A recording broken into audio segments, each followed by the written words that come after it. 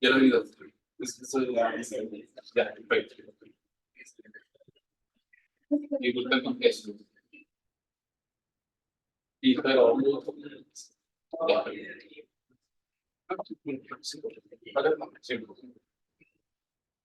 Ahora sí, que no estamos tan ah, el mouse, sí. Pero no le derecha.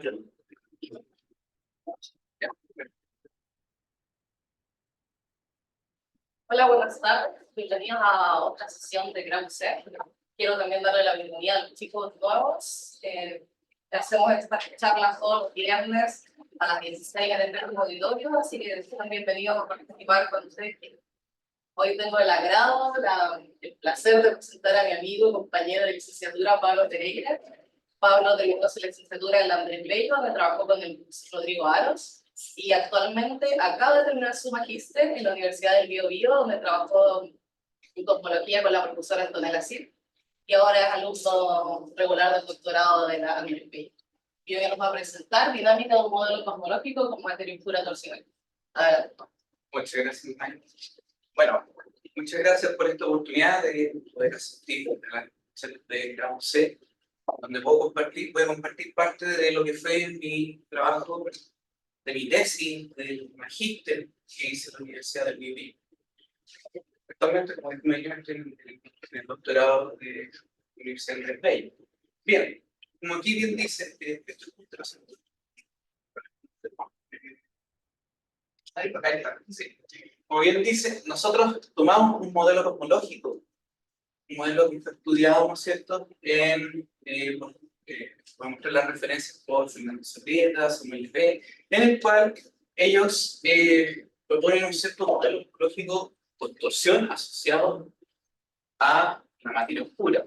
Voy a contar en específico cómo construyen, ¿no es cierto?, este modelo cosmológico, materia oscura torsional, y el análisis dinámico que realizamos nosotros para poder estudiar la acción física de esa torsión, más bien para ver si esto tiene alguna implicación, ¿no es cierto?, con el caso que vamos a ver, que es si tiene una relación con el modelo estándar de la cosmología. Entonces voy a introducir, ¿no es cierto?, la motivación y el marco cosmológico estándar, en el cual nosotros vamos a extendernos para poder entender cuál es el modelo que estudiamos nosotros asociado directamente a la materia oscura torsional, y este modelo, ¿no es cierto?, que es analizado mediante el uso de sistemas dinámicos. Entonces, vamos primero a describir esto para quienes no conocen los conceptos de cosmología, que el modelo estándar de la cosmología, el modelo lambda-CDM, está basado, ¿no es cierto?, como una solución específica de la teoría general, nos permite, ¿no es cierto?, estudiar la evolución y el comportamiento del universo a grandes escalas. Entonces, nosotros podemos notar ciertos fenómenos que ocurren a raíz de la observación astrofísica, como la expansión acelerada del universo, que para poder entender por qué se produce, ¿cierto?, se coloca en el modelo lambda-CDM, en el modelo estándar de la cosmología, este elemento que se llama energía oscura. ¿Okay? Y además, para poder entender cómo se formaron las estructuras que conocemos del universo, se necesita materia oscura.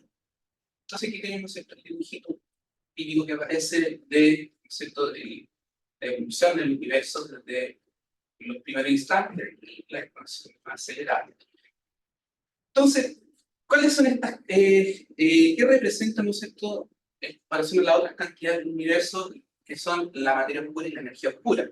Estos elementos corresponden aproximadamente al 95% de la cantidad del universo.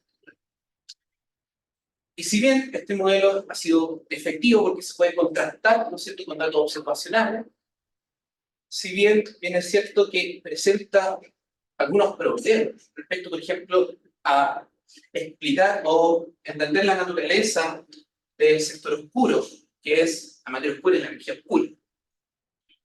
Además, este problema viene dado porque no entendemos la naturaleza, no conocemos la naturaleza de este sector.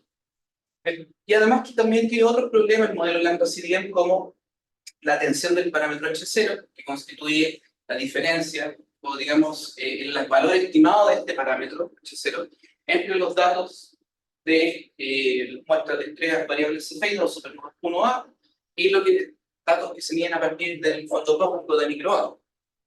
Otro problema que existe es el tema de la constante cosmológica, debido a que la estimación de este valor, de la constante lambda, es 120 órdenes de diferencia respecto a lo que se calcula en QFT.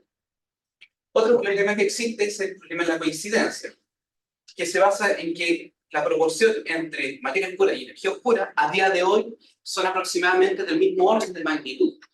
Entonces, no se percibe bien por qué existen estos problemas, y el modelo lambda, si bien es insuficiente para poder entender esto y para poder, ¿cierto?, explicar estas problemáticas. Entonces, algunas alternativas para resolver o aliviar de alguna manera los problemas que contienen, se intenta explorar otras alternativas. Existen, por ejemplo, los modelos cosmológicos por interacción, que son un primer acercamiento, ¿cierto?, para mantenernos en el modelo cosmológico estándar y poder aliviar problemas como la coincidencia. También existen, ¿cierto?, trabajar desde primeros principios, donde nosotros podemos modificar desde la acción, ¿no es cierto?, el modelo cosmológico, donde nosotros veamos, ¿no es cierto?, el marco gravitacional, en que estamos relatividad general y nos vamos a otro marco gravitacional, ya sea Gordenski, Lansky, o Einstein-Cartan, que es este caso, donde nosotros tocamos acá, ¿no es cierto?, estudiamos un modelo específico en Einstein-Cartan, basado en nuestra referencia, de Fernando y Soria, que hicimos LP, que incorpora una torsión y un tensor de speed no nulo. Además, este modelo que tomamos de esta referencia, que nos vamos a comparar con los resultados que obtenemos de sistemas dinámicos, los vamos a comparar con el modelo estándar de la cosmología. Entonces, nosotros usamos el formalismo del primer orden para describir la gravedad. ¿Por qué? Principalmente porque nosotros, aquí uno puede codificar dos nuevos campos dinámicos, dos nuevos campos fundamentales. En este caso van a ser el Filbert y la conexión de Lorentz. Entonces, este que vendría siendo, ¿cierto?, la variación tipo Parettini, en donde estos objetos que son uniformes en el formalismo de primer orden son los que van a constituir, ¿cierto?, digamos, la base de este marco gravitacional. Una cosa interesante es que el formalismo de primer orden es invariante ante el grupo de Lorentz en general. Entonces, esto es, digamos, bastante útil, por ejemplo, si uno quiere trabajar electrodinámica de curvos, Chern-Simons. Entonces, bueno, para no extenderme tanto en esto, aquí está la referencia de Profesor Hazael y Sahel, del libro Chern-Simons sobre Gravity, en donde está marcado el formalismo de primer orden. Entonces, la relación, ¿no es cierto?, que tenemos de la métrica con este elemento llamado el Filbert, es lo que ustedes ven en la ecuación 2. Entonces, ¿cómo se ve el marco de Einstein-Cartan, la gravedad de Einstein-Cartan en este escenario? En esto, ¿no es cierto?, tenemos la relatividad general, que estaba basada en la acción de Einstein-Hilbert, donde se obtenía la acción de Einstein. En el caso de Einstein-Cartan, en el caso de la general, tendríamos esta acción, que es equivalente a Einstein-Hilbert, pero en el formalismo de primer orden, en este formalismo diferencial, y con las ecuaciones de campo equivalentes a las ecuaciones de Einstein en formas diferenciales, y además nos va a entregar otra ecuación, que viene de la conexión, donde va a aparecer la torsión. En este escenario sí, en relatividad general, la torsión es equivalentemente cero. Que esto viene, digamos, a partir de las ecuaciones de campo. Ahora, el modelo estándar de la cosmología, el escenario estándar, está basado en una solución específica que es la métrica de Friedman-Robertson-Wahl, en donde acá ven que esta función que aparece acá es el factor de escala que determina si el universo se expande o se contrae. Y además aparece este término de curvatura, que representa si la geometría va, ¿no es cierto?, desabierta, cerrada o plana. Ahora, utilizando esto podemos entender uno de los paradigmas principales de la cosmología, que es el principio cosmológico, en el cual dice que el universo tiene que ser homogéneo e isotrópico, donde las isotropías son invarianzas bajo rotaciones y la homogeneidad son invarianzas bajo traslaciones. Esto se pueden entender mediante los vectores de Killing, que obtenemos a partir de las ecuaciones de Killing, que son 6 vectores que tenemos en total, donde 3 son relacionados a la traslación, a la homogeneidad, y uno a las rotaciones, que son la isotropía. ¿Okay? Entonces, estos vectores de Killing van a ser más necesarios más adelante cuando queramos describir la torsión. Ahora, el escenario, siguiendo con el marco estándar, ¿no es cierto?, el escenario estándar de la cosmología, donde acá nosotros elegimos para un escenario plano, donde obtenemos las ecuaciones de Friedmann que se ven acá, con, ¿no es cierto?, la tasa de expansión de Hubble, que es la derivada del factor de escala sobre el factor. Entonces, una cosa que uno tiene que entender acá es que uno puede modelar, ¿no es cierto?, a partir de las ecuaciones de Friedmann, considerando un fluido perfecto, es decir, donde uno... Perdón.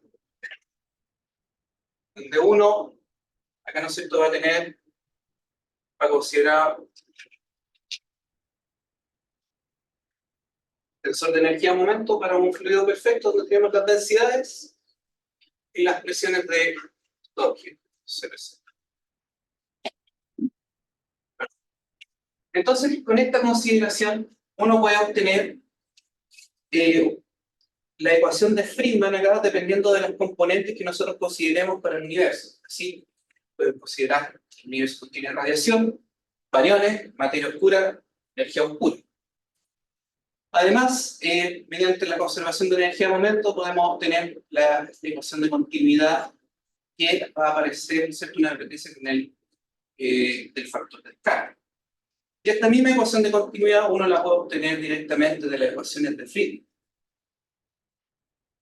Podemos también, a partir del escenario estándar, ver cómo evolucionan estas componentes que se describen en el modelo. En este caso, por ejemplo, tenemos, considerando radiación, materia y lambda como energía oscura, podemos considerar el contenido de materia como la materia bariónica junto con la materia oscura.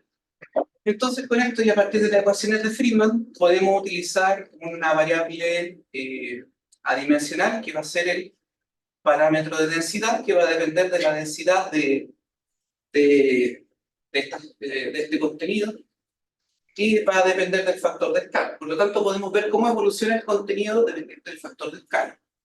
De esta forma, ¿no es cierto?, podemos ver cómo podemos ver un dominio, ¿no es cierto?, de la radiación. En un momento, la radiación decae, luego la materia empieza a dominar el universo, la materia decae y comienza a dominar la energía oscura. Si bien aquí nosotros vamos a marcar, según lo que está ahí, como la época actual, o sea, la evolución a periodo actual. Entonces, ¿no es cierto?, estos datos, este gráfico que hicimos aquí, lo hicimos a partir de los datos del satélite Planck. Ahora, podemos describir, ¿no es cierto?, este modelo a partir de sistemas dinámicos para entender la dinámica global que contiene el modelo y poder entender algunas propiedades independientes de sus condiciones iniciales. ¿Cómo hacemos esto? Lo vamos a hacer a partir del análisis de las ecuaciones autónomas. Es decir, yo tengo unas ecuaciones que van a depender de variables autónomas, que son variables adimensionales e independientes del tiempo. No dependen explícitamente del tiempo. Y esto va a ser bastante necesario para, ¿no es cierto?, cuando queramos describir las características globales del modelo. ¿Okay? Dependiente, podemos tener cualquier tipo de modelo, con distintos tipos de contenidos, no solamente con radiación, sino bariones con materia oscura o radiación, materia oscura, energía oscura. Pueden tener modelos que quieran, con contenidos que quieran y analizar con sistemas dinámicos. Entonces, supongamos el caso bidimensional, en donde vamos a tener esta ecuación autónoma, que son ecuaciones diferenciales de primer orden, en donde las ecuaciones diferenciales van a ser funciones que dependen de las variables autónomas. En este caso, para un sistema bidimensional, en donde vamos a tener una ecuación diferencial de x, ecuación diferencial para I, donde ambas van a ser funciones que dependen de X como variable autónoma. Entonces, el análisis es el típico que uno puede hacer, ¿no es cierto?, de mi función, la perturbo a primer orden, construyo a partir de ese primer orden una matriz, donde esa matriz me evalúo en unos puntos específicos, que van a ser puntos críticos, y de esos puntos críticos, ¿no es cierto?, encuentro la autovalor.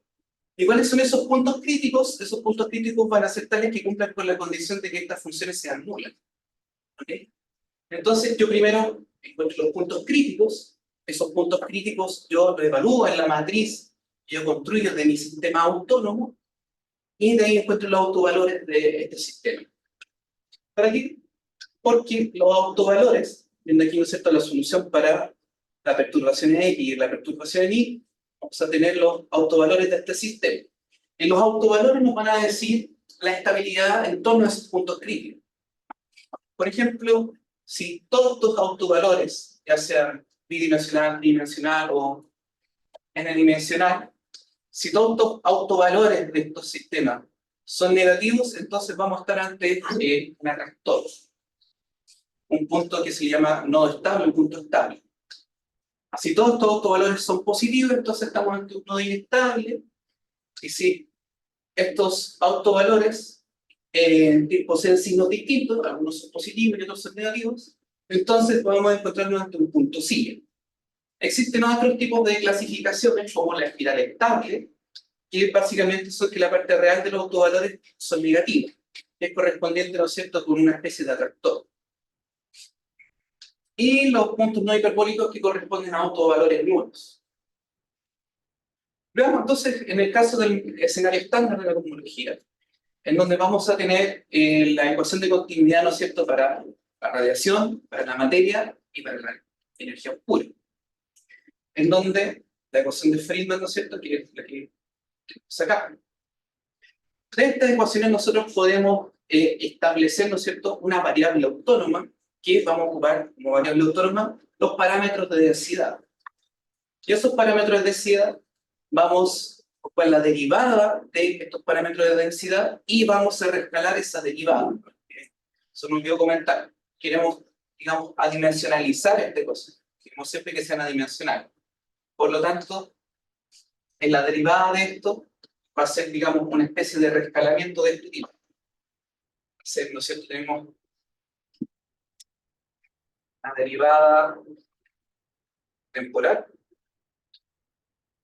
de estos parámetros de densidad y, ¿no es cierto?, realizamos una regla cadena de a n o de omega i a d, donde ese n va a corresponder al logaritmo natural del factor de escala. El logaritmo natural de la derivada del logaritmo natural del factor de escala nos va a dar esto acá. Vamos a obtener la tasa de expansión. Entonces va a ser eficiente que nosotros describamos, ¿no es cierto?, de esta manera, ¿no es cierto?, el reescalamiento de las derivadas temporales para que nos quede de forma adimensional. Entonces, adimensionalizamos, ¿no es cierto?, derivamos los contenidos de materia de los modelos y construimos, ¿no es cierto?, sus ecuaciones dinámicas.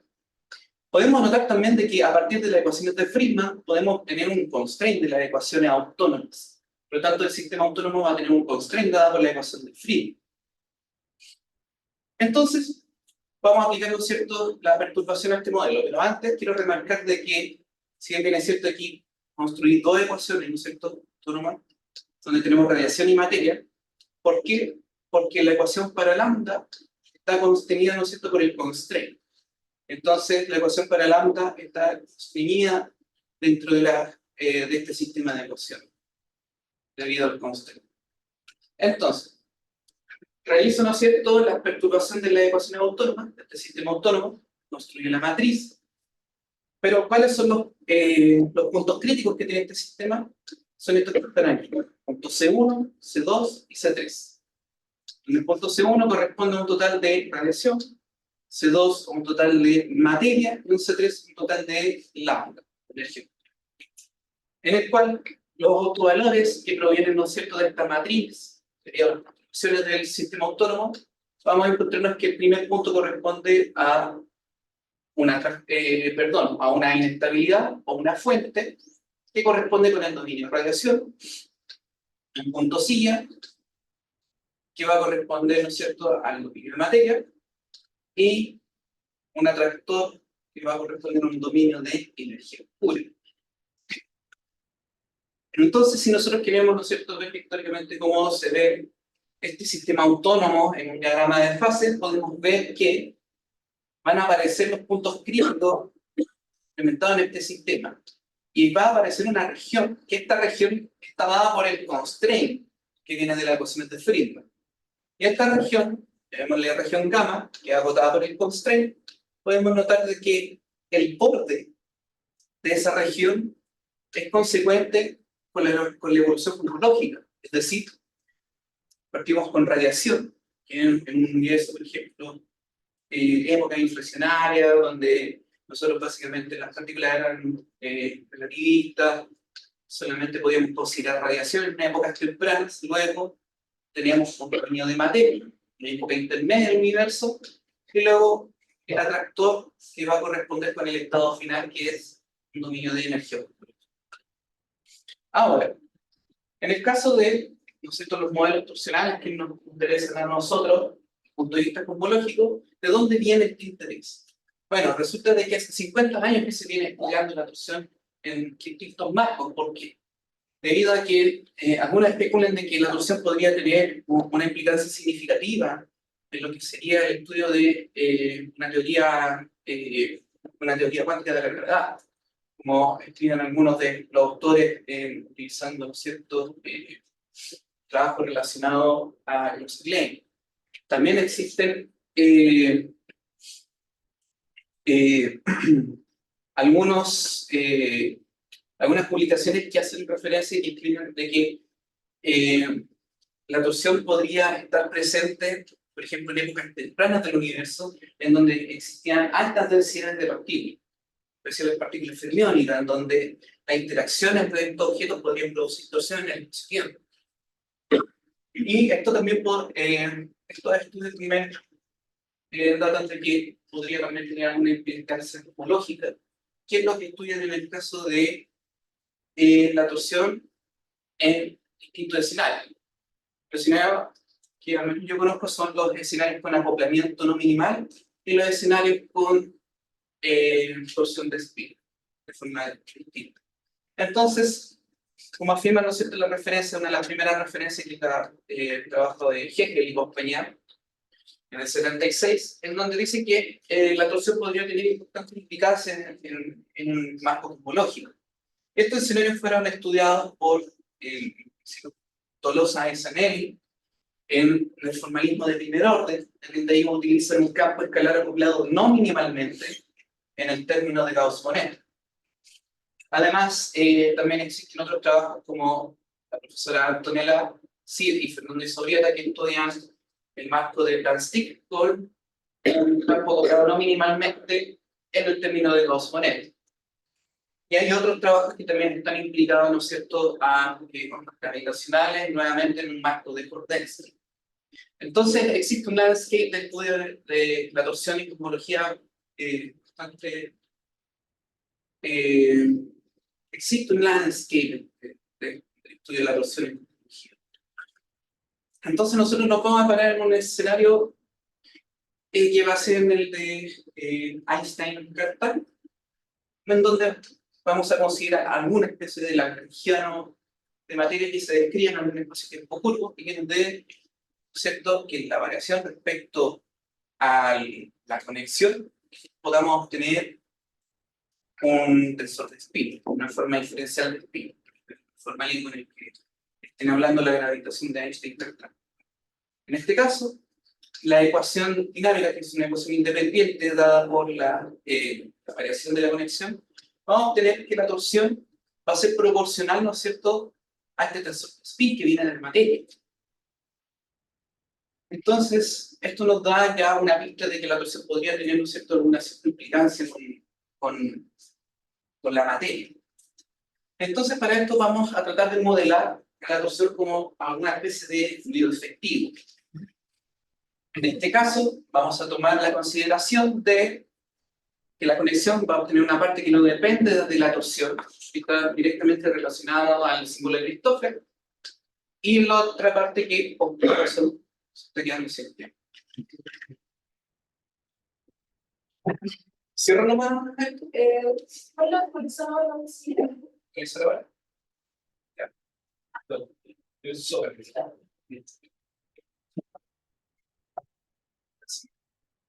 Me quedo fuera. Entonces, la otra parte va a ser la conexión, perdón, la contorsión. Entonces, con esta consideración podemos separar a la torsión, que podemos separar a la curvatura, que va a ser la curvatura de Lorentz, que está relacionada con la curvatura de Riemann. Entonces, con esta consideración podemos separar la curvatura, ¿no es cierto?, en esta parte, como las partes barras, que son elementos que no dependan de la torsión, que no dependen de la torsión. Y la contorsión. Además, está de que la torsión, ¿no es cierto?, debido a la descripción, ¿no es cierto?, en primer orden, que va a ser la derivada covariante del Feynman, va a dar este elemento de acá. Entonces, vamos a tener una parte de la torsión que va a depender directamente de la contorsión. Entonces, con esta consideración, todos los elementos que dependan de la contorsión los vamos a tirar al lado derecho de la ecuación de campo de Einstein, modificada, digamos, a la parte del contenido de materia, una especie de modelamiento de algún fluido efectivo. Entonces, debido a las ecuaciones de campo, notamos, ¿no es cierto?, nuevamente que tenemos la torsión ligada, ¿no es cierto?, a este contenido de materia, y queremos ver cómo, ¿no es cierto?, podemos asociar esto de alguna forma a este contenido de materia. Para eso necesitamos darle una forma a la torsión. Y para esto, los autores diversos autores han discutido de que a la torsión se le puede pedir que respete las isometrías de nuestro background. Es decir, que la derivada de I de la torsión, al menos del tensor de torsión, sea nulo. Entonces, al realizar esta consideración, ¿no es cierto?, tomando en cuenta cómo es la torsión como tensor, asociado, ¿no es cierto?, a la forma diferencial de torsión en el formalismo de primer orden, entonces los autores acá encuentran que la ecuación de Green para la torsión obtienen esta forma, que aparece en 27, donde solamente va a depender de la parte espacial. ¿Sí? La respuesta es amplificar la torsión consciente. De alguna manera la modificar la torsión.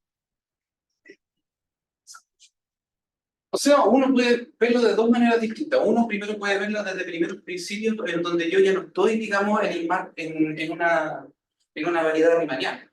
Estoy haciendo una variedad pseudo-riemanniana, en donde yo puedo tener una conexión general, por ejemplo.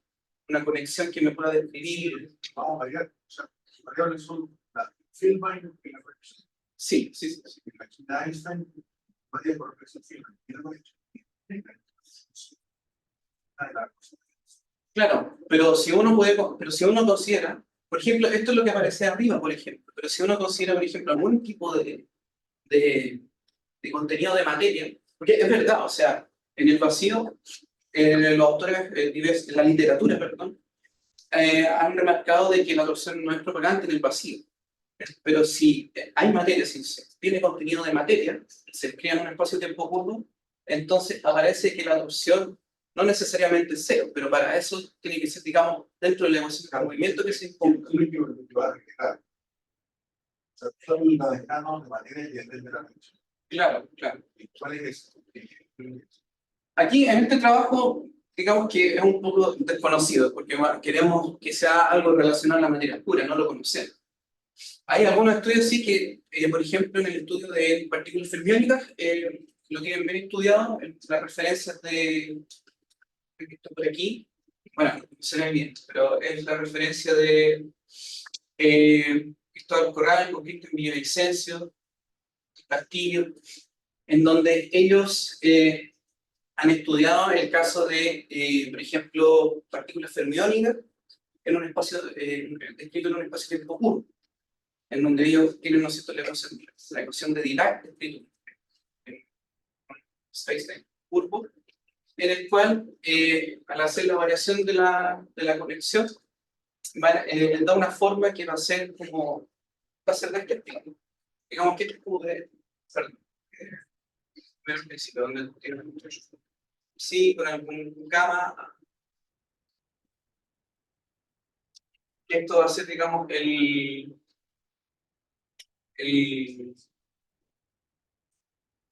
tensor de spin de ellos, una cosa proporcional, digamos, a este tipo de elementos. Lo que está haciendo en el libro dice que todas las veces que se pueden representar esto, lo dice al inicio del libro. Y claro, en mi primer dice, ahora de manera que se dejara la emoción, porque legaliza la emoción de Ares. O sea, parece porque aquí están haciendo algo parecido. Tiene una noción que dice, bueno, al lado de ellos tendrá que ir, al que tiene que ir. Claro, aquí en que pueda corresponder, claro. Digamos que ese argumento es un poco por el desconocimiento que tenemos, digamos, del sector oscuro en este caso. Porque claro, digamos, del modelo estándar de la física de partículas no conocemos, digamos, elementos de ese estilo. Por lo tanto, como uno de los argumentos que se tiene que, claro, justamente porque desconocemos el sector oscuro, es que podemos, digamos, decir que podría existir, no lo hemos descubierto, pero podría existir, ¿no es cierto?, alguna energía de materia de estos bichos oscuros que pueden contener un cierto tipo de comportamiento en un espacio oscuro. Ese es como digamos, uno de los argumentos principales que se tiene. Entonces, claro, nosotros asumimos eso, de que no se conoce esta parte. Y por lo tanto, como no lo conocemos bien, vemos que tiene alguna especie de comportamiento de la torsión ligado a la materia. Entonces, para entender eso, claro, intentamos tratar de estudiar a fondo todo este tipo de comportamiento. Así que, aunque como primer approach, este estudio con materia oscura. Por tanto, por ese argumento. No sé si eso contestó un poco la... No, sí, está bien. Supongo que esa, claro, el conocimiento de supongo que esa, claro, que esa capacidad, supongo que como para exponer el principio, o el principio, cuál es el tipo de la que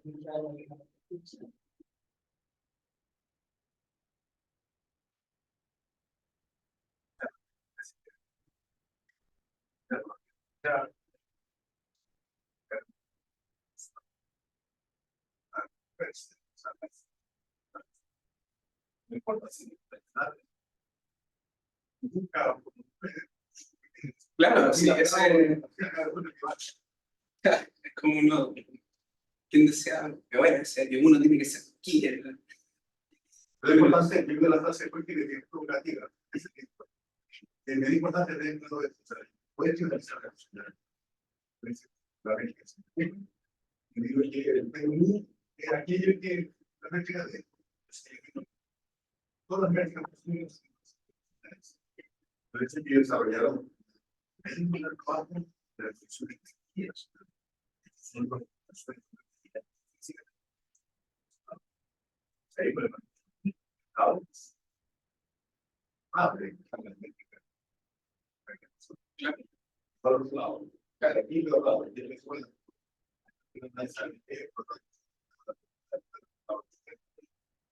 Sí, de hecho hay un montón también de otras consideraciones que también he encontrado en la literatura. De hecho, el tema de la torsión, justamente por eso mismo, es un tema súper debatido.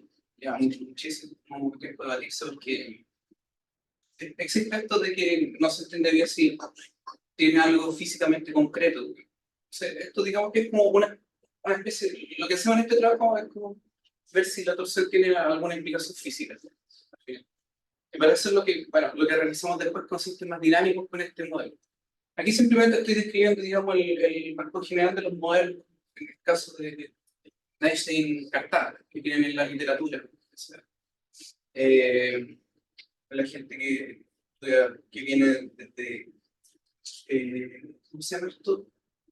De los estudios de Carr sobre la torsión. Luego, lo que estudiaron hace poco tiempo, allá en el sur, el profesor Fernando Isoriede y compañía, en el marco de Einstein.